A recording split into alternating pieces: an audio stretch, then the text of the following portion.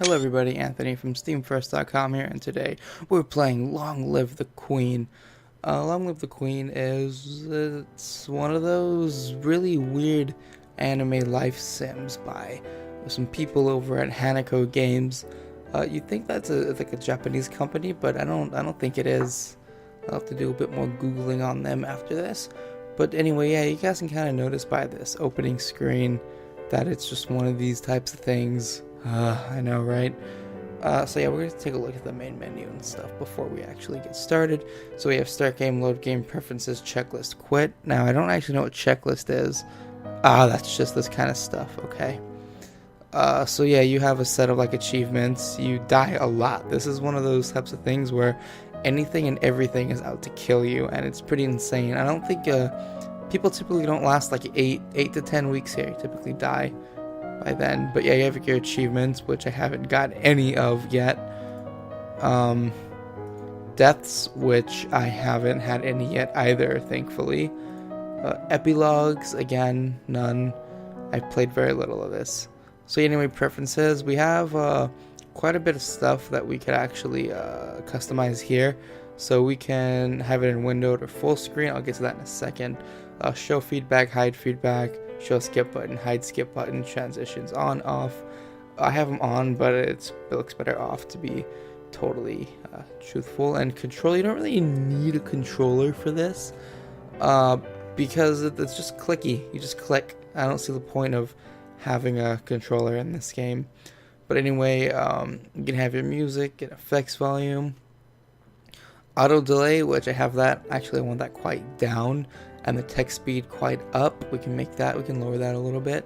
It's good that you can adjust those. Most games I've played, like most of these text-driven life sim type things, don't really let you adjust that, so that's really nice. Dog barking in the background, sorry about that. We'll just continue on and pretend he's not there. So yeah, this is what I was talking about with the whole thing. It's currently using an OpenGL accelerated renderer. Not going to get into that, but the current logical resolution is 1024 by 600, current physical resolution 1024 by 600. So the game actually runs, it's natively in 1024 by 600, meaning it's in this tiny little window on my screen right now. And if you try to stretch it up, like stretch it to a higher resolution, then it just looks like crap. The artwork is drawn in 1024 by 600, so to stretch it anymore would just make it look horrible, which is why I'm gonna have that annoying looking background like I did with the To the Moon video. I apologize for that in advance, but yeah, that'll be there. I know that really nothing I can do about that, so we're gonna keep it in windowed. I could try downsizing, but then I'd still downsizing my monitor resolution, but then I'd still kind of need the background because it would just be black space, and nobody wants that. Although I guess black space looks better than portions of my desktop background. I will try to stretch the picture though in post, see what happens there. No guarantee because it would look pretty bad, but we'll see how it goes. You guys will see. Anyway, we're gonna jump into some gameplay. I will see you guys in a second.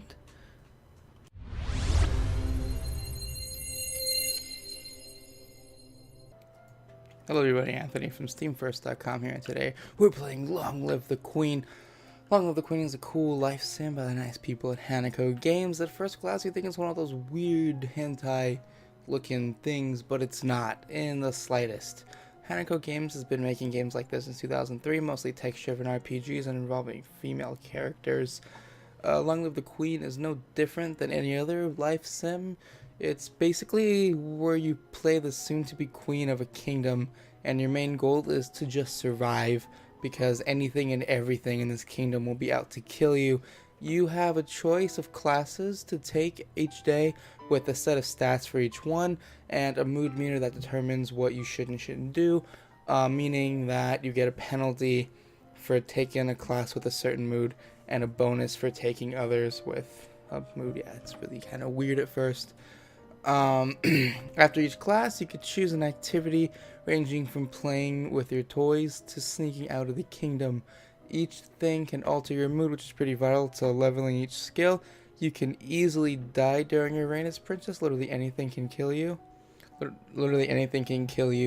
Whether it's a citizen you pissed off or a bad day in poisons class, you rarely last more than 10 weeks. In my first playthrough, I lasted 8, but I was playing it really safe. One thing that irked me a lot was, well, first of all, one thing that irks me a lot is the people talking in the background, but we'll just ignore them and pretend they're not even there. One thing that bugged me a lot was the native resolution, which is 1024 by 600. You can change it to match your screen, but the physical resolution is 1024 by 600. The artwork is drawn in 1024 by 600, so when you stretch it across the screen, especially one as big as mine, it just looks horrible. And so yeah, that's why there's probably going to be that annoying little background that I had, like during the To the Moon video. I am going to try to stretch it in post, and we'll see how that goes, but if I can't do it properly, or if it doesn't look good, then you're going to have that background, and I do apologize for that. But despite me not being a fan of this type of art, it's really beautiful. It's really well drawn, and I think the majority of Hanako Games are really nice. Actually, I played a couple others, and they're really nice. So it's kind of a shame. Anyway, the soundtrack is basically just your standard Japanese RPG sim soundtrack. No complaints there. Sounds really nice. There's sound effects, not too many. Those are also really nice. So yeah, that's not really much to talk about there. This genre is usually text-driven, so it really can't complain about lack of animation, though some basics would be nice here and there. But the huge issue I have with it is the UI. I feel both the mood menu and the skills menu can be the same screen. I feel like it's kind of a hassle to have to navigate through multiple screens to see something that can easily be on one.